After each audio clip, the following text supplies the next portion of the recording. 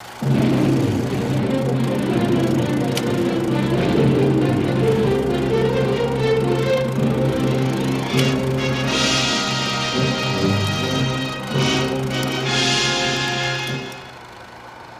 too long ago, in the very room we stand, lived a selfish, cruel boy, worse than any in the land. His name was Norman, Norman the Freak. He stayed in the shadows, only coming out to seek the cats, rabbits, and animals alike, crawling about late in the night.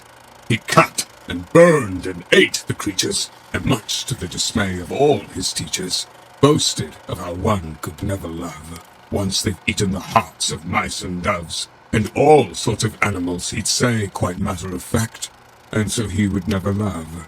And that was that. Years went on, and Norman got older, however, none the less colder. Yet, to the surprise of all who knew him, Norman met a girl very pretty and prim.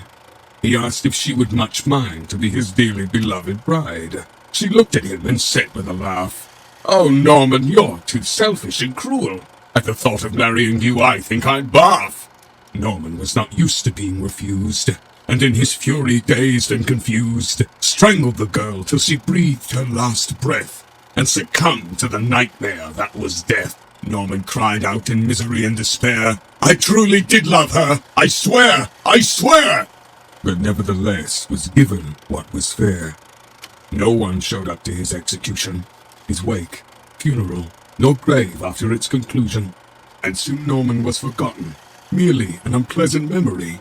And when awoken from his grave, he cried out in agony, "No one's ever loved me!"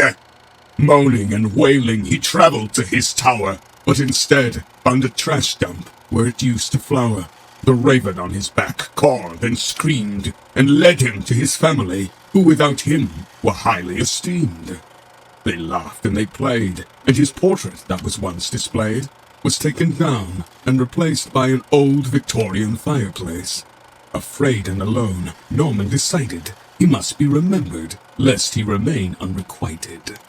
So in the dark of the night Norman crept in, and once in his parents' room he grinned a great grin. Norman grabbed his mother's feet, and she gave out a shriek, and commanded who dared enter to man up and speak.